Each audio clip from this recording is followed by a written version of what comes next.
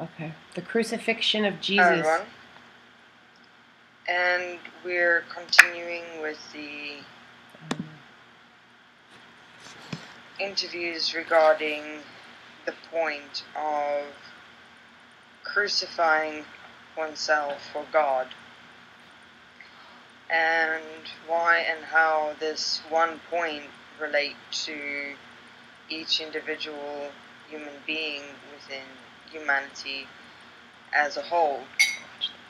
And we had discussed the representation of the polarity manifestation of heaven and hell as God and the devil, Lucifer, Satan, and within that the representation of the mind, our beingness, and the relationship between substance, physicality, and energy as the blood of ourselves, as Jesus being pinned and nailed to the cross for the existence and manifestation of God, the mind. So in this interview we're going to have a look more specifically at the relationship between God and the mind, Jesus and our beingness, the cross, the manifestation, the relationship between the mind and the physical, and then the blood, the being very much nailed onto the cross, the mind within and with the physical, the very blood that is bled, the relationship between substance and energy. In this interrelationship between God, the cross, Jesus, the blood, as with the mind, the physical, and energy and physicality, pinpointing essentially the very nature of human beings in how we have become individuals of sacrifice, glorifying sacrifice instead of living within the glory of life as heaven on earth itself. I mean, what is it within human nature that had evolved us into a mind-physical relationship within this physical existence, within the question of why it is that we simply did not, from the beginning of our existence, really coexist in equality and oneness, living in this physical world and reality in the utopia that is in fact available to be harnessed within this physical existence as a whole. I mean, if one have a look at our relationship to money, for example, how much of our mind-physical relationship is compromised for money, how much of our relationships, how much of our physical reality resources, our very individual futures, purposes, talents, how much or how many human beings are sacrificed for the very world system of money to continue existing as it does within this physical existence. How many human beings' lives are sacrificed in the name of war, or as it is being promoted, in the name of peace? How many of ourselves, or how much of ourselves within ourselves is sacrificed for the very things that we have come to manifest a direct, equal, and one relationship to, such as relationships, money, religion, spiritualities, movements, where within that the wars, violence, survival, that we within that had completely created and manifested essentially a reality of sacrifice for survival. And that direct relationship between sacrifice and survival is essentially existent within this relationship between God, Jesus, and the cross. If one have a look at the story in Jesus crucifying himself on the cross for humanity, he essentially crucified, sacrificed himself for the survival of human beings' integrity, human beings' inherent possible goodness, if you will, that Jesus, within that moment of sacrificing himself, could recognize. I mean, why else would that one man, for example, crucify or have him be crucified on the cross for humanity, making that statement, God forgive them, for they know not what they do. And having that one point, that one opportunity, for that one example, that essentially did what? Sacrificing himself for humanity, for human beings. And from a certain perspective, there are human beings on this earth within humanity that equate themselves to such an action of sacrificing themselves for their country, for their family, for their society.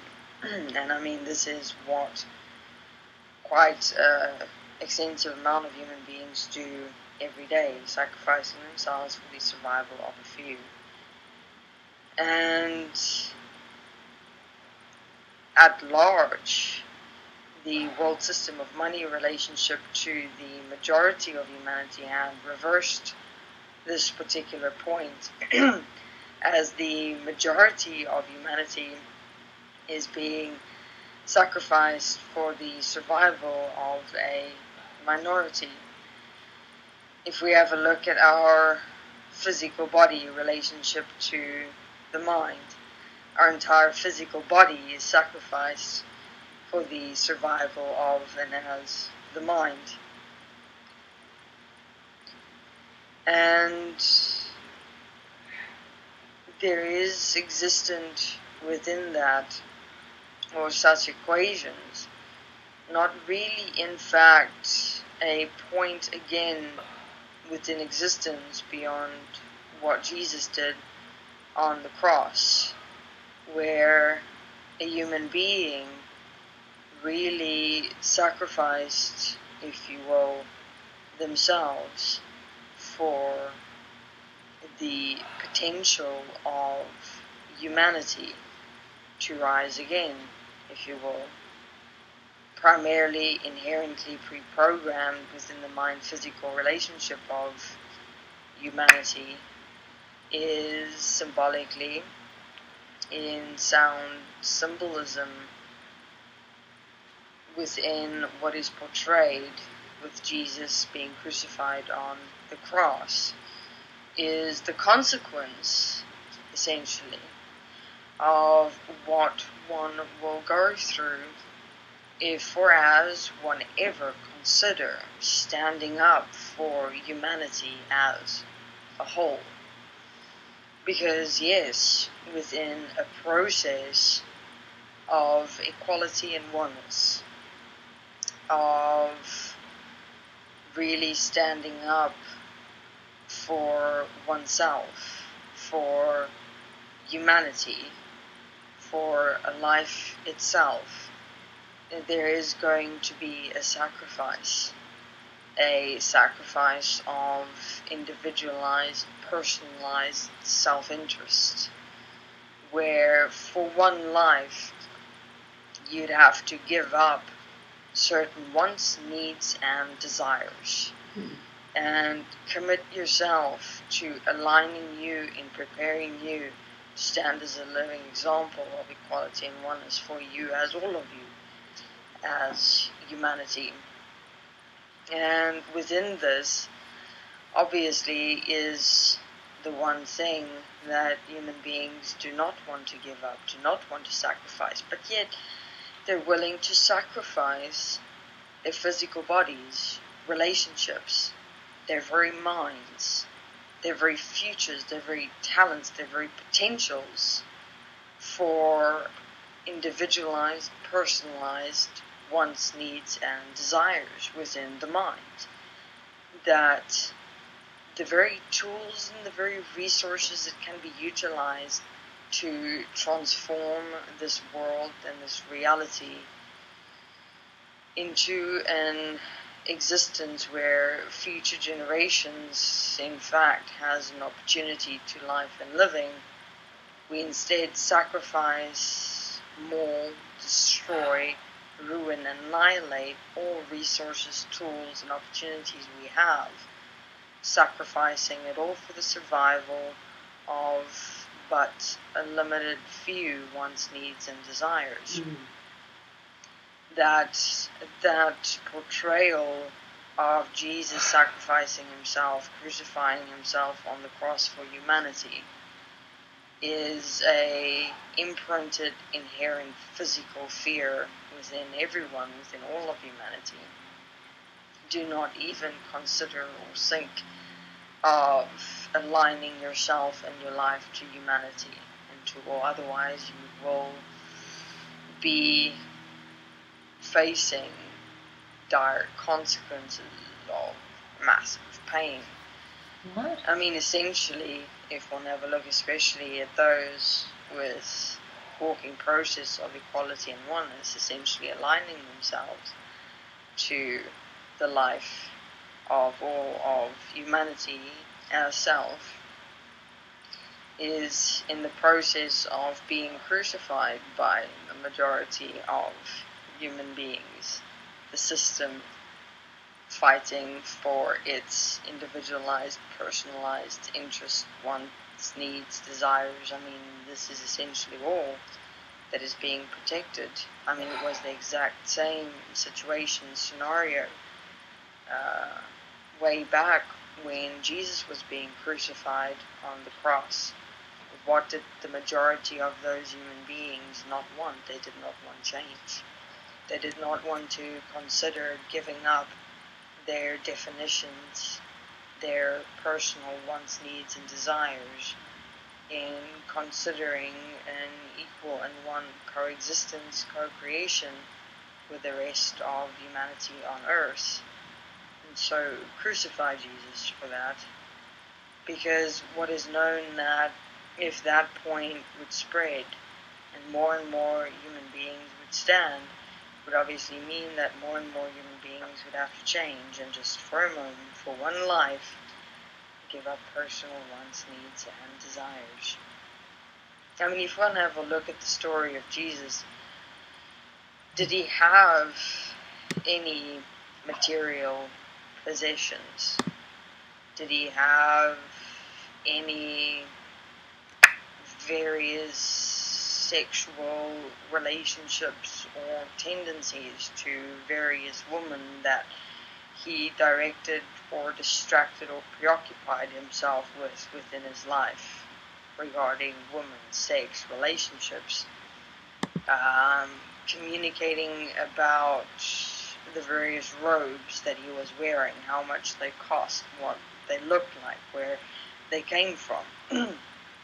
Only wanting to get the best quality foods imported from across the earth. Wanting to get the most honorary shoes to be worn as he was walking the earth with a select few human beings. I mean, none of that was portrayed within what is currently known in the story of Jesus. And it's even these little things that's not even really considered within the example of the story of Jesus in the crucifixion on the cross for the lives of human beings. And how did he align his life? To communicate, to share, to expose, to essentially wake human beings up to an alternative way of interacting, communing, living together, existing together with and on this earth. He was a reminder for humanity. Obviously, within and throughout time, the original, real walking and words of Jesus on this earth had been completely altered, changed through the minds of human beings that had come to interpret what it is that he was saying and showing. What's the real story? With him in equality and oneness. And we will, within these interviews, walk the detail of what really, in fact, happened with Jesus on earth, so that we can align and realign that message once and for all in what it is that he was really saying and showing. And for that, one require to assist and support oneself in not making the same mistake that was made then by those that had walked with him, to not interpret or perceive through the mind, but really relate what is being shown or shared to oneself and one's life, in how to really practically apply the principles, the words, for oneself in one's life, essentially becoming a disciple of life in the process of becoming life itself in equality and oneness. And to consider within those very small things in the story of Jesus how and where and why it is that one is still deviating within one's mind-physical relationship, in one's relationship to this existence, in sacrifice and survival, regarding, for example, one's relationship to sex, relationships, clothing, material possessions, foods, where it is that what it is one is giving the utmost more attention within one's mind physical existence than the actual attention of practically living here and really aligning and committing oneself to life, to humanity. And yes, at the moment it starts with one. I mean, Jesus was one man. And yes, his message may have been altered and changed throughout time, but it's still here. And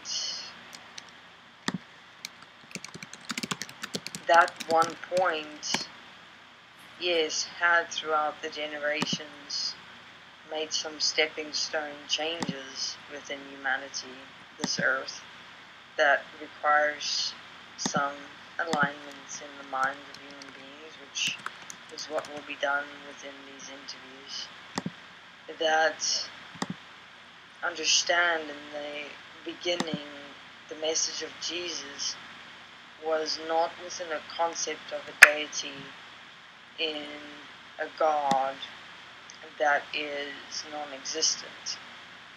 That the God that Jesus referenced was that of the life itself, that he could see within everything and everyone.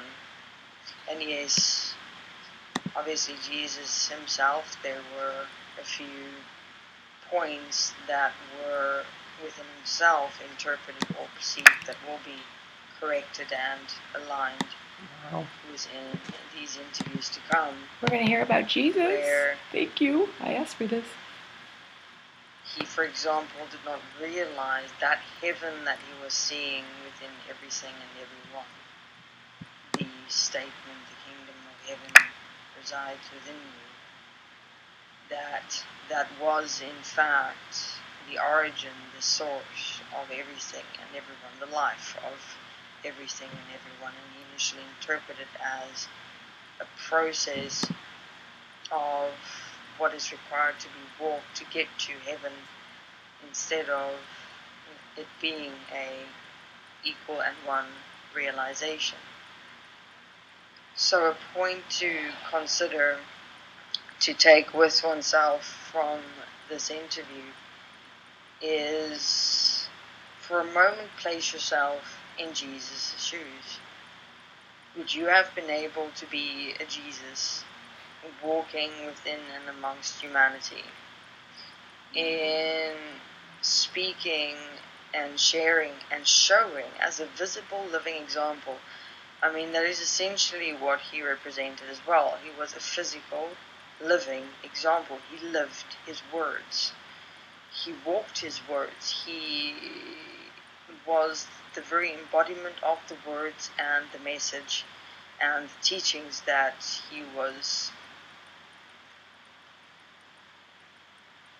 sharing with everyone. I mean, he put himself out there, essentially. So within that, the question is, would you be able to really put yourself out there? Stand in front of groups of human beings, taking responsibility for who they are, their very lives, and really walking with them, equal and one? Would you really be able to tend to each person within a group, for example, understanding their entire mind-physical relationship, understanding that whatever you speak to them, whatever consequences will flow from that communication, you'll be able to guide them through? That absolute realization of understanding that whenever you're speaking to another human being, the extent of responsibility in that moment of interaction, as whatever the human being will experience in your words is equally as one your responsibility. And that you have that absolute equal and one awareness of another human being. That you develop such an intimacy with them that they know as you know you will always be here walking with them, equal and one. I mean, standing in such an alignment within your life that you know you're walking absolutely for you and for all. I mean, it's not about a spiritual, religious reference when I speak in terms of walking in Jesus' shoes. Understand Jesus is simply a name, a reference for a being that had, in the beginning, come really close to the absolute living of an example of equality and oneness. And so is a reference that we can utilize within our individual processes that is being walked now in becoming an equal and one living example of and as the living Word, in realizing, materializing, manifesting heaven on earth right here. Alright, so we will, in the next interview, continue with more detail regarding the relationship of sacrifice and survival, and how we'll be transforming that relationship to equal and one living. Firstly, starting with ourselves, and just to expand, we're not saying to now go out in the world and walk like Jesus did. Unfortunately, the times do not allow for this. It would have been quite awesome, really, if we could gather all of us and make and walk our way and travel our way on this earth, and just communicating with human beings and sharing, getting to know everyone. We have that ability, but it is within the cyberspace reality of the internet, where while and as humanity face the consequences of our relationship of sacrifice and survival, we will walk our process of equality and oneness within ourselves, taking responsibility for ourselves first. I mean, essentially, what has not been included within the writings, obviously within the Bible and in the books where Jesus is mentioned, is how he himself was prepared and walked his own individual process, essentially, within existence, to be able to stand the point that he did.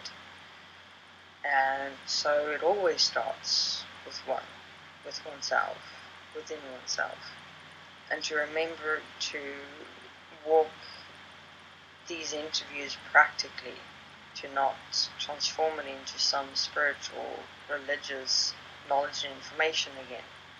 Always keep it practical, simplistic, as with, for example, having a look at where within your mind physical relationship you're still in that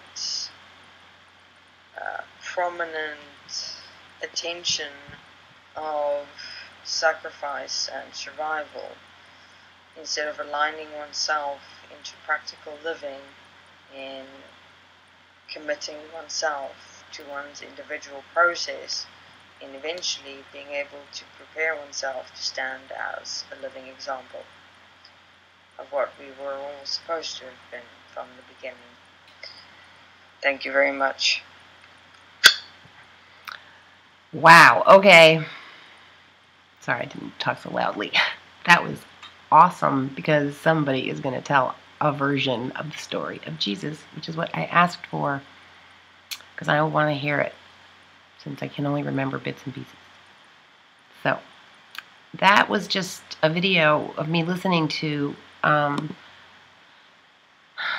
this thing, which is called, come on now, let's have you back, The Crucifixion of Jesus. What is the symbolic relationship between God and our mind and money?